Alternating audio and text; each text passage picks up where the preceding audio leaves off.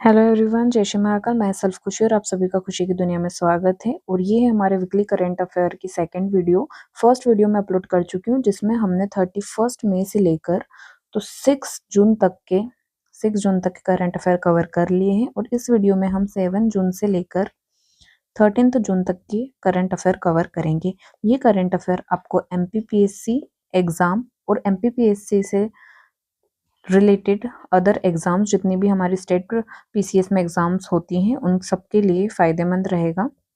चलिए स्टार्ट करते हैं। हमारा फर्स्ट जो पॉइंट है वो है महुआ फेस्टिवल के ऊपर।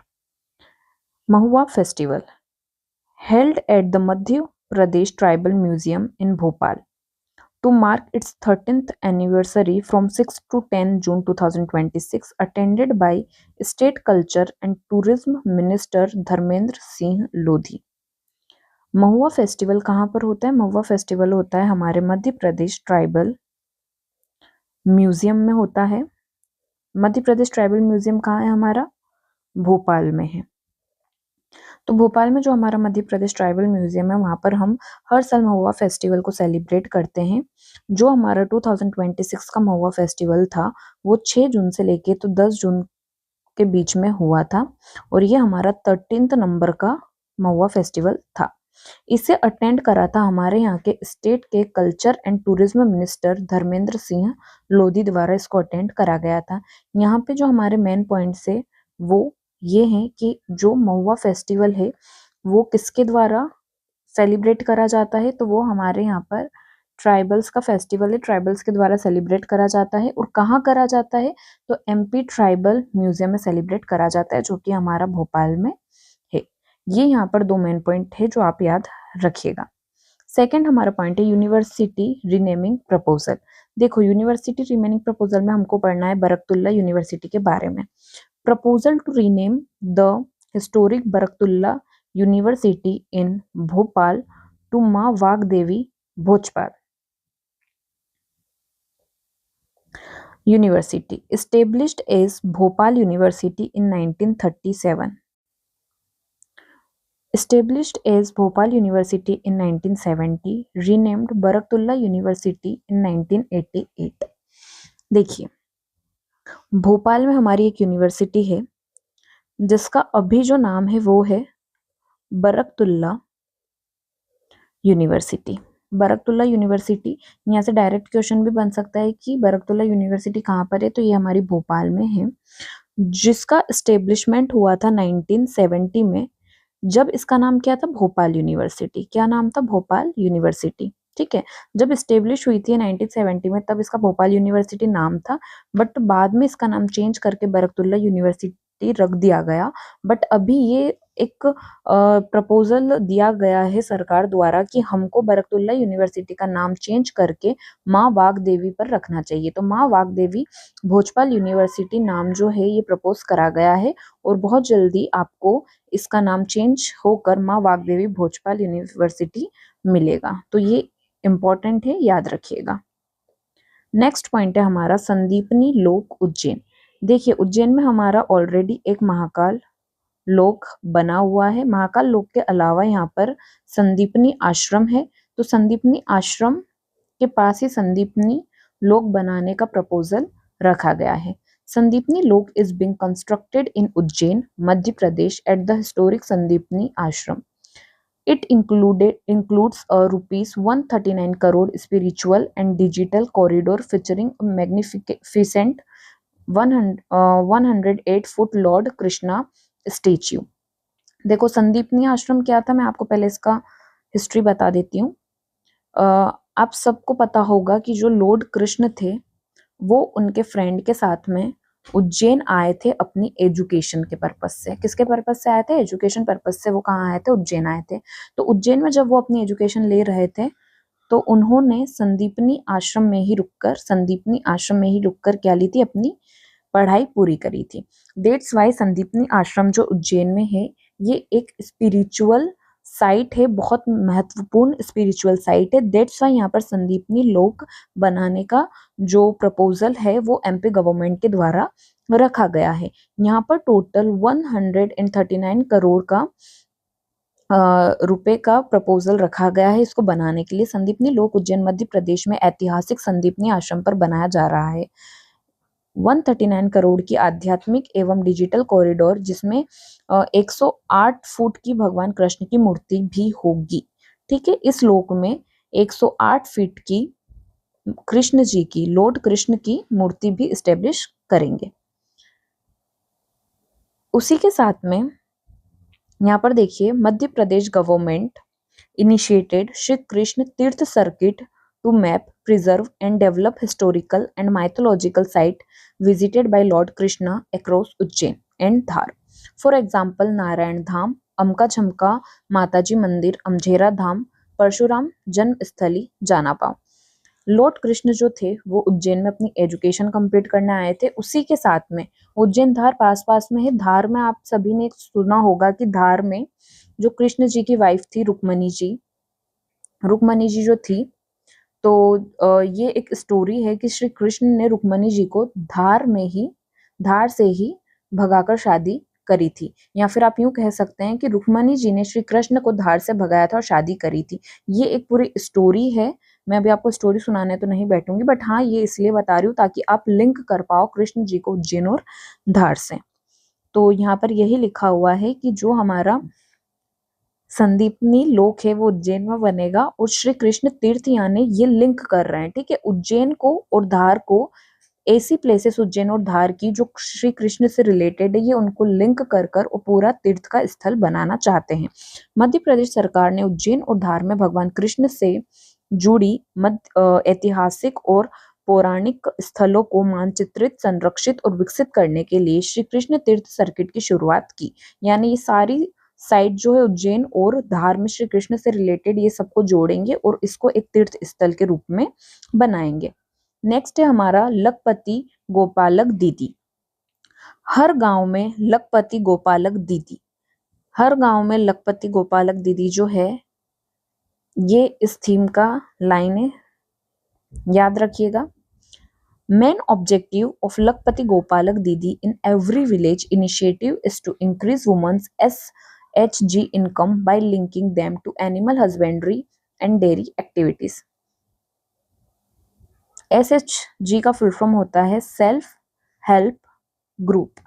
सेल्फ हेल्प ग्रुप जो है ये वुमेन्स द्वारा चलाया जाता है, जिसमें बहुत सारी वुमेन्स को जो है एम्प्लॉयमेंट मिलता है। तो इसी का एक इनिशिएटिव है लखपति गोपालक दीदी इन एवरी विलेज। क्या होता है वो?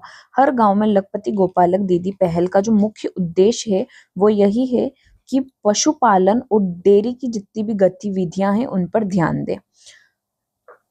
पशुपालन और डेयरी गतिविधियों से महिलाओं के स्व सहायता समूह की आय बढ़ाना है। ठीक है, जो हमारा सेल्फ हेल्प ग्रुप चल रहा है वुमेन्स के द्वारा, उसके अंदर एनिमल हस्बेंड्री, जितनी भी डेयरी की एक्टिविटीज है उनको सबको लेकर और उनकी हेल्प करना, यानी ज्यादा से ज्यादा एम्प्लॉयमेंट उनको प्रदान करना, ये इसका मुख्य कारण है। ये कब से स्टार्ट हुआ है?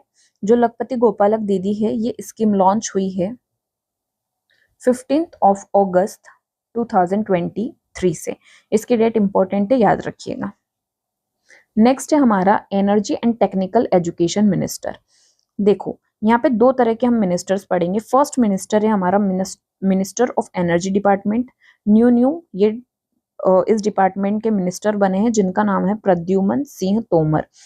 देखो नए नए अपॉइंटमेंट्स पर क्वेश्चंस आते हैं, दैट्स वाई ये याद रखिएगा, आ सकता है। मिनिस्टर ऑफ एनर्जी डिपार्टमेंट कौन है? Pradyuman Singh Tomar. Minister of energy department Pradyuman Singh Tomar, ध्यान रखिएगा। उसी के साथ में तकनीकी शिक्षा, कौशल विकास एवं रोजगार मंत्री। यहाँ पे इंग्लिश में ट्रांसलेट वो नहीं हो पाया है, बट यस टेक्निकल एजुकेशन के जो मिनिस्टर हैं, टेक्निकल एजुकेशन मिनिस्टर जो है वो है हमारे डॉक्टर गौतम तेतवाल। क्या है? डॉक्टर गौतम तेतवाल, याद रखिएगा, दोनों इंपॉर्टेंट है। अब आता है women and child development minister. ठीक है, हमने यहाँ पे 3 मिनिस्टर पढ़े। एक एनर्जी मिनिस्टर हम पढ़ चुके Pradyuman Singh Tomar, technical education minister जो है वो है हमारे गौतम तेतवाल, और अब आता है women and child development minister. तो women and child development minister जो है वो है हमारी निर्मला भूरिया, और ये एक इम्पॉर्टेंट पर्सनैलिटी हो जाती है, क्योंकि आप सभी को पता होगा कि प्रीलिम्स में जो हमारी यूनिट नंबर 10 है जो ट्राइब्स के ऊपर है, वहां पर हम एक टॉपिक पढ़ते हैं ट्राइबल पर्सनैलिटीज का। तो उन ट्राइबल पर्सनैलिटीज में हमारी निर्मला भूरिया भी एक इम्पॉर्टेंट पर्सनैलिटी हो जाती है। ये हमारी एमपी की लेजिस्लेटिव असेंबली से जीती है और ये झाबुआ से बिलोंग करती है। कहाँ से बिलोंग करती है? झाबुआ से बिलोंग करती है। ये एक ट्राइबल पर्सनैलिटी है, दैट्स वाई ये इंपॉर्टेंट हो जाती है। तो Nirmala Bhuria is the cabinet minister for women and child development in MP. Madhya Pradesh के अंतर्गत जो वुमेन और चाइल्ड डेवलपमेंट डिपार्टमेंट है, उनकी निर्मला भूरिया क्या है? मिनिस्टर है। नेक्स्ट है हमारा Tarun Chugh, Rajneesh Agrawal and Mahesh Kewat elected unopposed to Rajya Sabha from MP BJP.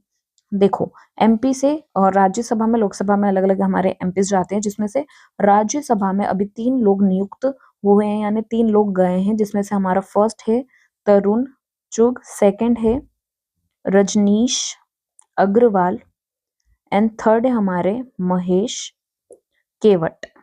तो ये तीनों जो है ये हमारे राज्यसभा में गए हैं एमपी से, और ये अनअपोज्ड विनर रहे हैं, यानी निर्विरोध विनर ये रहे हैं, ध्यान रखिएगा।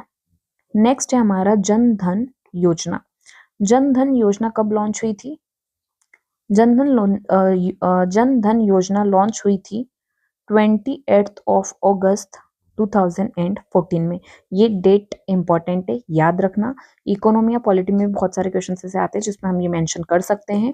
तो वंस अगेन ध्यान रखना कि जो जन धन योजना, जन धन स्कीम है हमारी, वो कब लॉन्च हुई थी? 28 ऑफ अगस्त 2014 में लॉन्च हुई थी। ठीक है, जब भी हमारी बीजेपी की गवर्नमेंट थी। 4.69 crore accounts opened in MP and 58 crore in India under प्रधानमंत्री जन धन योजना। जन धन योजना का जो ऑब्जेक्टिव था वो यही था कि ज्यादा से ज्यादा बैंक अकाउंट ओपन करवाने हैं। ठीक है, तो ज्यादा से ज्यादा बैंक अकाउंट ओपन करवाने हैं। 2014 से लेकर 2026 तक, अभी तक पूरे कम से कम इस स्कीम को चलते चलते 12 साल हो चुके हैं। तो 12 साल के अंदर अंदर एमपी में हमने अभी तक 4.69 करोड़ यानी 4.7 करोड़ के अप्रोक्स इतने अकाउंट्स ओपन करवा चुकी है MP government, bank accounts open करवा चुकी है। और वहीं इंडिया में टोटल 58 करोड़ जो है बैंक अकाउंट ओपन करवा चुकी हैं। Launched on August 28, 2014 using RuPay debit card by NPCI. NPCI क्या है? National Payment Corporation of India, जो कि हमारे जितने भी जो ऑनलाइन पेमेंट्स वगैरह होते हैं ना, उन सबको ये क्या करती है? मेंटेन करती है। ठीक है, उन सबके रूल्स रेगुलेशन वगैरह जो मेंटेन करने का काम होता है ना, वो national Payment Corporation of India का होता है। तो यही एक डेबिट कार्ड इशू करती है जिसका नाम है रुपे डेबिट कार्ड। ये भी ध्यान रखिएगा, ये सारी चीजें ना आप मोटी मोटी ध्यान रखिएगा ही। अब आता है आयुष्मान भारत योजना।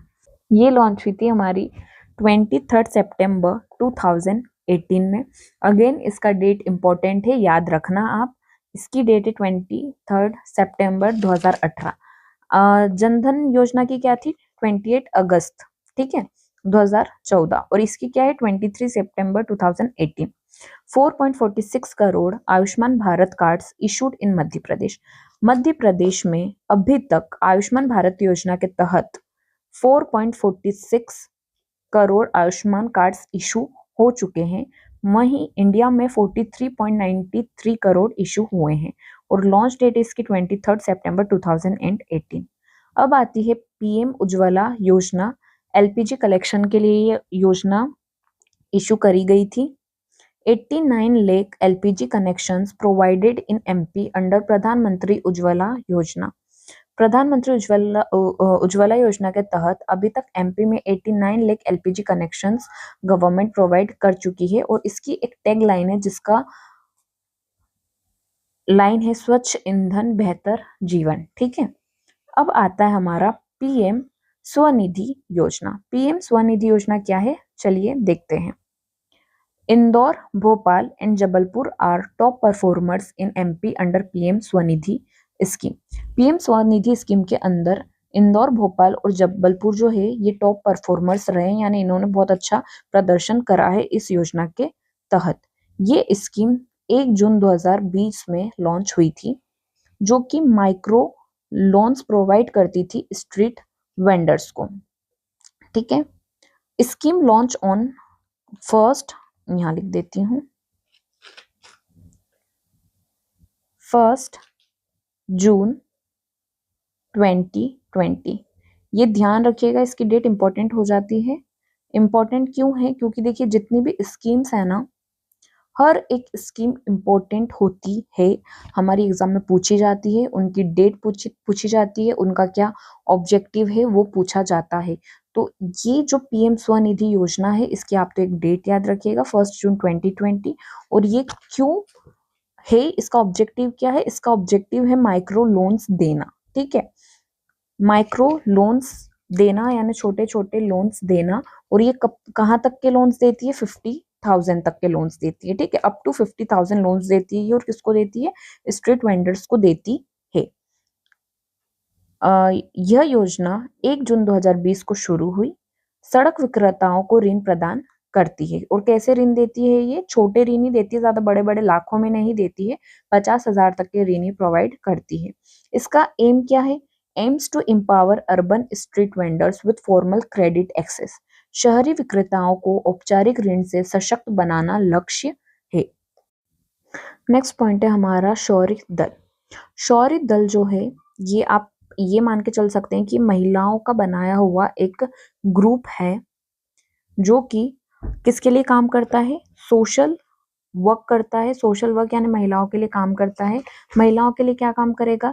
ये हेल्प करता है उन महिलाओं को जो डोमेस्टिक वायलेंस से, जिनके ऊपर बहुत ज्यादा डोमेस्टिक वायलेंस होता है, उसी के साथ साथ बहुत सारे ऐसे क्राइम है जो महिलाओं के ऊपर किए जाते हैं, उन सब से महिलाओं को छुटकारा दिलवाती है ये आर्मी। ठीक है, इसके बारे में हम जान लेते हैं।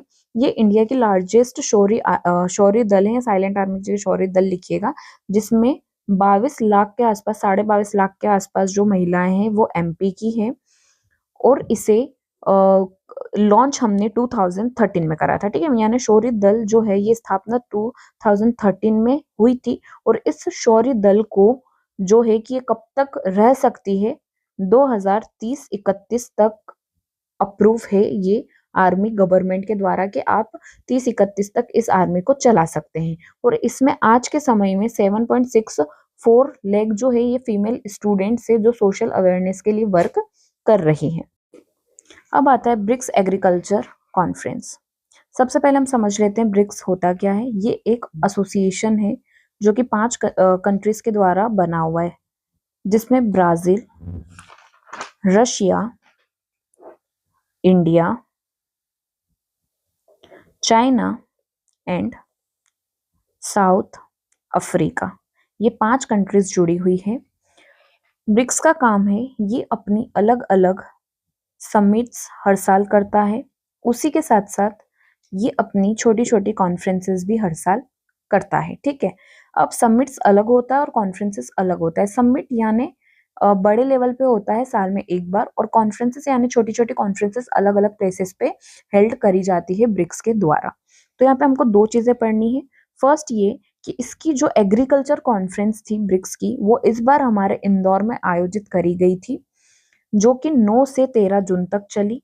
ये हमारा फर्स्ट पॉइंट हो गया। और ब्रिक्स का जो समिट है वो 18th समिट रहेगा 2026 का, जो हमारा इंडिया होस्ट करने वाला है। और ब्रिक्स क्या करता है? ब्रिक्स हेल्प करता है एक दूसरे को। जैसे ब्रिक्स में हमारी 5 कंट्रीज है, तो ये 5 कंट्री आपस में एक दूसरे को हेल्प करती है। किस किस चीजों में हेल्प करती है ये?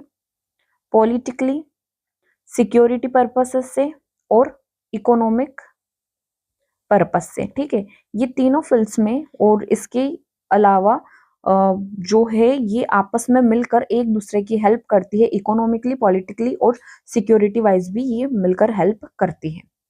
नेक्स्ट है हमारा राष्ट्रीय ई गवर्नेंस पुरस्कार 2026, यानी नेशनल ई गवर्नेंस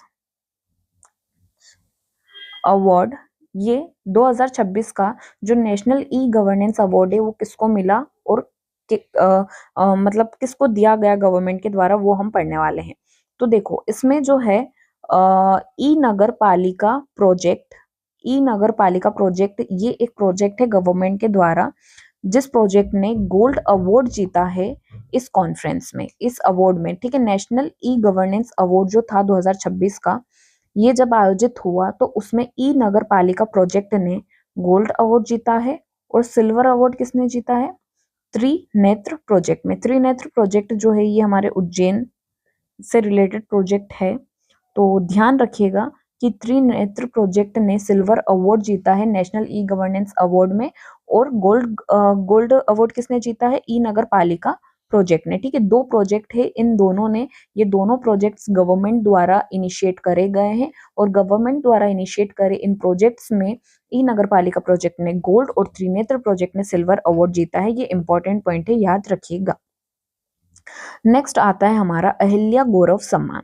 अहिल्या गौरव सम्मान किस किस को मिला है? ये मिला है हमारे जस्टिस हिमांशु जोशी को मिला है, जो कि एमपी हाई कोर्ट के जस्टिस हैं, और जस्टिस आनंद सिंह भरावत को मिला है, जो कि एमपी हाई कोर्ट के जस्टिस हैं। अहिल्या गौरव सम्मान इस बार न्याय का सम्मान है जो 2 जस्टिस को मिला है। नेक्स्ट पॉइंट आता है हमारा under 18 hockey Asia cup 2026। India men's under 18 hockey team won the 2026 men's hockey under 18 Asia cup.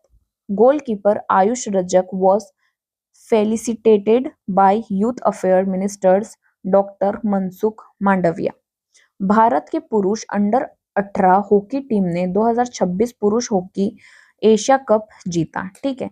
अब देखो अंडर 18 हॉकी एशिया कप हुआ था, अंडर 18 का हॉकी एशिया कप हुआ 2026 का, जिसमें कौन जीता? जिसमें हमारा इंडिया का टीम जीत चुका है, ठीक है। इंडिया का टीम जीत चुका है। इसके जो गोलकीपर थे ना, जिनका नाम है आयुष रजक, गोलकीपर आयुष रजक को सम्मानित करा गया। गोलकीपर आयुष रजक को युवा मामले मंत्री डॉक्टर मनसुख मांडविया ने सम्मानित किया, ठीक है। इनको सम्मानित किया गया था मनसुख मांडविया के थ्रू, और ये हमारे मध्य प्रदेश से बिलोंग करते हैं, दैट्स वाई ये इंपॉर्टेंट पॉइंट है। ये यहाँ पर ना 2 चीज आप ध्यान रखना, एक तो ये कि अंडर 18 हॉकी एशिया कप 2026 का किसने जीता? इंडिया ने जीता। अब इंडिया ने जीता तो इंडिया की टीम में जो एक बंदा था जिसका नाम है, जो एक प्लेयर था आयुष रजक, वो बिलोंग करते थे जबलपुर से। कहां से बिलोंग करते थे? जबलपुर। इंडिया की जो हॉकी टीम थी, अंडर 18 हॉकी टीम थी, उसमें एक प्लेयर थे आयुष रजक, जो कि जबलपुर से बिलोंग करते थे, और ये गोलकीपर थे हमारी हॉकी टीम में। तो आयुष रजक को हमारे यहाँ के minister, youth affair minister Mansukh Mandaviya ने सम्मानित करा। आयुष रजक एक इम्पोर्टेंट नाम है, इम्पोर्टेंट पर्सनालिटी है, आप चाहो तो स्टार बना लीजिए, ये नाम मत भूलिएगा। Ayush Rajak related to which sport? Hockey. कहां से बिलोंग करते हैं? जबलपुर से बिलोंग करते हैं। Next women's hockey under 18 Asia cup. देखो हमने मेंस का पढ़ लिया, अब वुमेन्स का पढ़ते हैं। वुमेन्स में क्या है? Naushini Naaz from MP women's hockey academy helped secure bronze medal and set record with 12 goals at 2026 under 18 Asia cup. और इनको भी सम्मान मिला था मनसुख मांडविया के द्वारा, क्योंकि ये भी मध्य प्रदेश की हैं। मध्य प्रदेश महिला हॉकी अकादमी की नौशीन नाज ने 2026 अंडर 18 एशिया कप में कांस्य पदक दिलाने में भूमिका निभाई और 12 गोल के साथ रिकॉर्ड बनाया। उन्हें डॉक्टर मनसुख मांडविया ने सम्मानित किया। इन शॉर्ट अगर मैं आपको बताऊं तो हमारे यहाँ की जो वुमेन्स हॉकी एशिया कप हुआ, उसमें हमारी जो इंडिया की टीम थी, उसके अंदर हमारी एमपी की एक प्लेयर थी जिनका नाम है नौशिन नाज, जिनका नाम है, जो हमारे एमपी के सिवनी डिस्ट्रिक्ट से बिलोंग करती हैं, और इन्होंने अपनी टीम को ब्रॉन्ज मेडल जिताने में बहुत अहम भूमिका निभाई है। इन्होंने 12 गोल किए हैं, ठीक है। तो ये इंपॉर्टेंट पर्सनालिटी है, जैसे कि हम यहाँ पर हमने आयुष रजक पढ़ा था, तो यहाँ पर नौशीन नाज, ये दोनों नाम आप याद रखिएगा और दोनों हॉकी से रिलेटेड है। एक हमारा सिवनी से बिलोंग करती है और एक हमारे जबलपुर से बिलोंग करती है। नेक्स्ट है हमारा वर्ल्ड योगासन चैंपियनशिप 2026।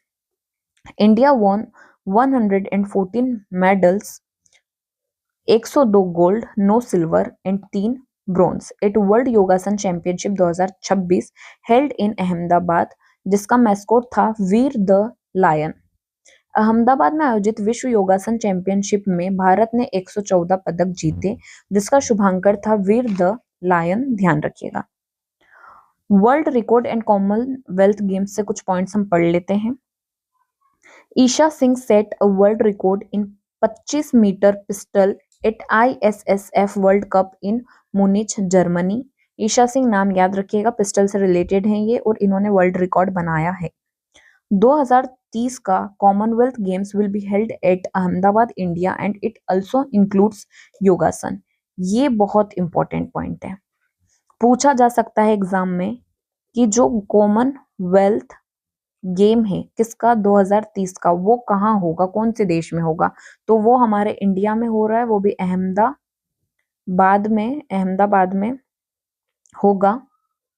और इस बार जो 2030 में होगा उसमें मेन चीज ये है कि इसमें न्यू एक स्पोर्ट योगासन, योगासन मतलब स्पोर्ट नहीं बोल सकते हम, बट यस योगासन एक गेम है जिसको इसमें इंक्लूड करा गया है।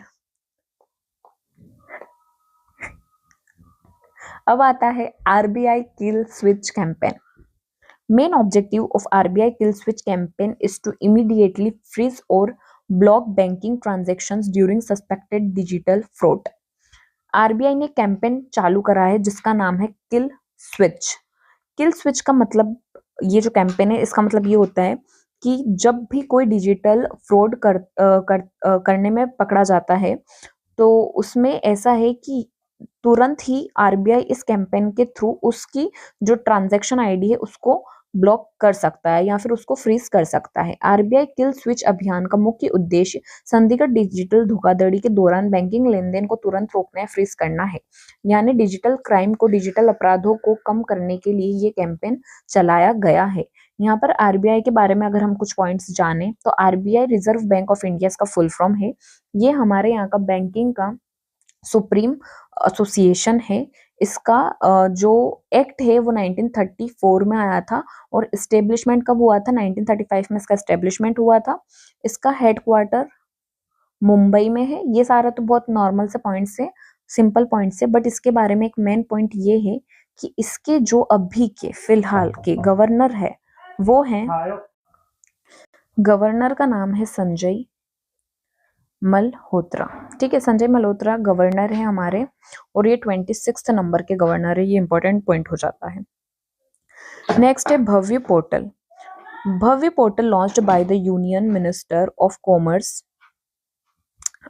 Commerce and industry Piyush Goyal for Bharat Adhunik Audyogik Vikas Yojana aiming to build 100 industrial parks. Simple सा है, केंद्रीय वाणिज्य और उद्योग मंत्री पीयूष गोयल ने भारत औद्योगिक विकास योजना के तहत 100 औद्योगिक पार्क बनाने के उद्देश्य से भव्य पोर्टल का शुभारंभ किया है। नेक्स्ट है हमारा प्रधानमंत्री सुरक्षित मातृत्व अभियान recently completed 10 years started on June 9, 2026। प्रधानमंत्री सुरक्षित मातृत्व अभियान ये एक इम्पॉर्टेंट पॉइंट है। ये लॉन्च कब हुआ था, ये अभियान लॉन्च हुआ था 9 जून 2016 से लॉन्च करा गया है और इसके अंतर्गत हर महीने की 9 तारीख को फ्री ट्रीटमेंट दिया जाता है प्रेग्नेंट वुमेन्स को, ठीक है। फ्री ट्रीटमेंट दिया जाता है और कौन सी वुमेन्स को दिया जाता है, जो प्रेग्नेंट वुमेन है जिनका सेकेंड एंड थर्ड ट्राइमेस्टर चल रहा है, सेकेंड एंड थर्ड ट्राइमेस्टर चल रहा है, उन वुमेन्स के लिए महीने की 9 तारीख को फ्री ट्रीटमेंट प्रोवाइड किया जाता है और ये चालू हुआ था 9 जून 2016 से, ये ध्यान रखिएगा।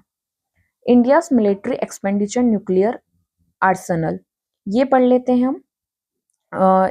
इसमें देखिए मेन पॉइंट इसमें क्या है, हमारा इंडिया आर्म्स को इंपोर्ट करने में सेकंड पोजीशन पर है।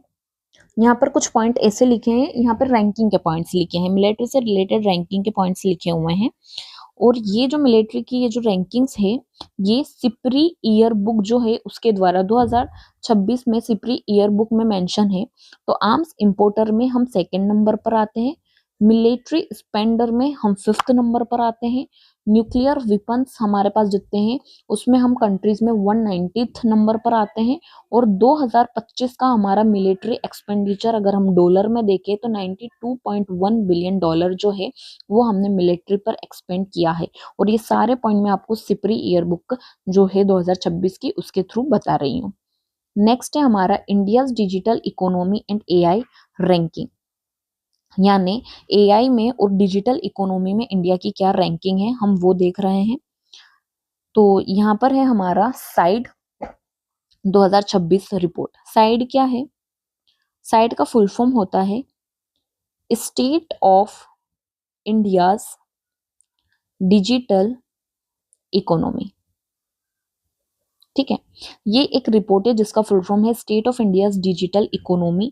ये एक रिपोर्ट है जो ईयरली आती है, उसमें हमारे एआई से डिजिटल इकोनॉमी से रिलेटेड रैंकिंग्स बताई जाती है। तो उसमें इंडिया की फिफ्थ रैंक है डिजिटल इकोनॉमी में ग्लोबली, यानी पूरे विश्व में डिजिटल इकोनॉमी के अंदर हमारे इंडिया फिफ्थ नंबर पर आता है। India ranks fourth in artificial intelligence and fifth in digital economy. Next है पुण्य श्लोक अहिल्या देवी होलकर शेतकरी Karj Mukti Yojana launched by Maharashtra government. This scheme provided up to 2 lakh डेप्ट रिलीफ टू डिस्ट्रेस्ड फार्मर्स, यानी 2 लाख तक का अगर किसी पर कर्ज है तो उन फार्मर्स को ये 2 लाख रुपए तक देगी। Farmers and farmers repaying loans regularly get up to 50,000 incentive grants. ठीक है, और जो फार्मर्स लोन पे कर रहे हैं उनको 50,000 तक का इंसेंटिव महाराष्ट्र गवर्नमेंट देगी। ये महाराष्ट्र की एक योजना है, दैट्स व्हाई इतनी इंपॉर्टेंट नहीं है बट मैंने बता दी है। नेक्स्ट आता है operation delta Hunt. Operation delta Hunt launched by Gujarat police, ये भी गुजरात का है, इन जून 2026 targeting undocumented Bangladeshi nationals using telecom analysis and intelligence. Gujarat police ने जून 2026 में ऑपरेशन डेल्टा हंट शुरू किया जो बिना दस्तावेज वाले बांग्लादेशी नागरिकों को टारगेट करता है। इसमें दूरसंचार विश्लेषण और खुफिया जानकारी का उपयोग होता है। इंडिया हाइड्रोजन पावर्ड ट्रेन, यानी इंडिया में एक ट्रेन चलाई गई है जो कि पूरा हाइड्रोजन पावर पर चलेगी। ठीक है, उसमें जो फ्यूल वगैरह है वो कैसा यूज होगा? हाइड्रोजन पावर का। India first indigenously developed hydrogen power train to run on Jind Sonipat section Haryana. ये हरियाणा के अंदर रन करेगी। ये 10 डिब्बे की ट्रेन है जो कि 1200 किलोवाट हाइड्रोजन फ्यूल के साथ चलेगी। और ये एमिट क्या करती है, मतलब ये धुआं नहीं, ये वाटर वेपर को एमिट करेगी क्योंकि इसमें फूल कौन सा है? हाइड्रोजन का फ्यूल यूज हुआ है, दैट्स वाई। और इसकी मैक्सिमम स्पीड रह सकती है 75 किलोमीटर पर आवर की इसकी स्पीड रहेगी।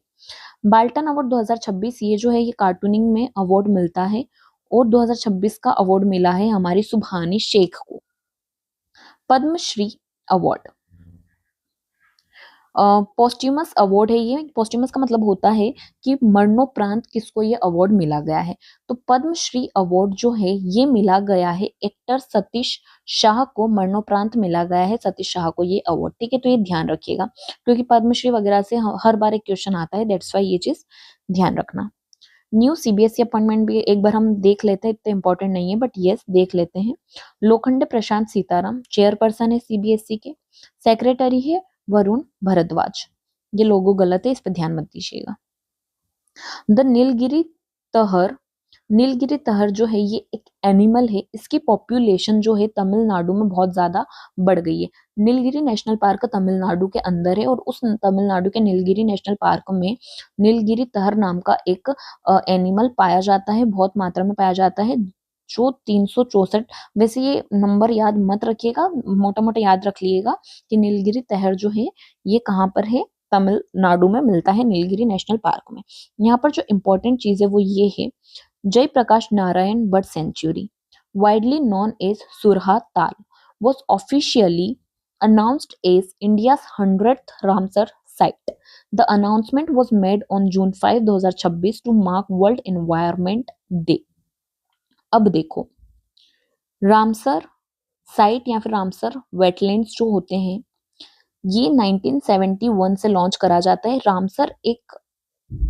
रामसर जो है ये एक प्लेस, एक साइट है जो कहाँ पर है, ईरान में है। ठीक है, कहाँ पर है, ईरान देश में एक रामसर नाम का एक प्लेस है, जिसके नाम से ही हम रामसर वेटलैंड्स को अनाउंस करते हैं। 1971 में ये ट्रीटी साइन हुई थी बहुत सारे देशों में मिलकर, जिसमें जो रामसर साइट्स हमको दिखती है, जो कि बायोलॉजिकली, इकोलॉजिकली हमारे इन्वायरमेंट के लिए बहुत ज्यादा इंपॉर्टेंट है, जिसको बचाने की हमको बहुत ज्यादा जरूरत है। उन वैसी साइट्स को हम रामसर साइट्स के अंदर, रामसर वेटलैंड्स के अंदर अनाउंस करते हैं। अभी तक की जो हमारी, अगर हम इंडिया में बात करें, तो फर्स्ट रामसर साइट हमारे इंडिया में जो अनाउंस हुई थी वो थी चिल्का लेक, जो कि कहाँ पर है, उड़ीसा में है। और इसी के साथ केवला देव, जो कि कहाँ पर है, हरियाणा में है। ठीक है, नहीं सॉरी, ये राजस्थान में है। ठीक है, ये फर्स्ट रामसर साइट्स थी हमारे इंडिया की जो अनाउंस करी गई थी। सबसे ज्यादा मोस्ट रामसर साइट्स जो है 20 के समथिंग तमिलनाडु में। हमारे इंडिया में सबसे ज्यादा रामसर साइट्स तमिलनाडु में है। फर्स्ट हमारी चिल्का और केवला देव थी। और लार्जेस्ट रामसर साइट जो है हमारे इंडिया में वो है सुंदरबन वेटलैंड, जो कि कहाँ पर है, वेस्ट बंगाल में है। और अगर हम स्मॉलेस्ट की बात करें तो स्मॉलेस्ट है हमारा रेणुका लेक, जो कि कहाँ पर है, हिमाचल प्रदेश में है। अगर हम एमपी में बात करते हैं, अगर हम एमपी में बात करें कि एमपी में टोटल कितनी रामसर साइट्स है, रामसर साइट्स इन एमपी। ठीक है, तो अभी तक हमारे एमपी में 5 रामसर साइट्स से टोटल कितनी है, 5 रामसर साइट्स से, जिसमें से फर्स्ट थी हमारी भोजताल, जो कि 2002 में अनाउंस करी गई थी। सेकंड थी सिरपुर लेक, जो इंदौर में है, जो 2022 में अनाउंस करी गई थी। थर्ड है यशवंत सागर लेक, जो भी 2022 में अनाउंस करी गई थी, जो हमारे शिवपुरी में है। फिर आता है सांख्य सागर या सांख्य सागर लेक, जो भी 2022 में अनाउंस करी गई थी। और फिफ्थ हमारी 2024 में अनाउंस करी गई है, जो है हमारा तवा रिजर्वायर। ठीक है, ये 5 साइट्स इंपॉर्टेंट है। अब इनकी जो प्लेसेस है कि ये कहाँ कहाँ से बिलोंग करती है, वो आपका होमवर्क है। आप सर्च करिएगा कि ये सारी प्लेसेस कहाँ कहाँ हैं, बट ये बहुत इंपॉर्टेंट प्लेसेस है, तो ये ध्यान रखिएगा कि एमपी में अभी तक 5 टोटल रामसर साइट्स हैं।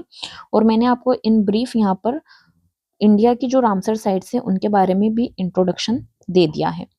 आई होप सो आपको ये वीडियो अच्छी लगी होगी, और इसी तरह से करंट अफेयर से जुड़े रहने के लिए मुझे फॉलो कर लीजिए, चैनल को सब्सक्राइब कर लीजिए। और ये वीडियो पूरी देखने के लिए आप सभी का बहुत बहुत धन्यवाद। अगर आपको ये वीडियो अच्छी लगे तो प्लीज़ इसे शेयर करें और लाइक ज़रूर करें।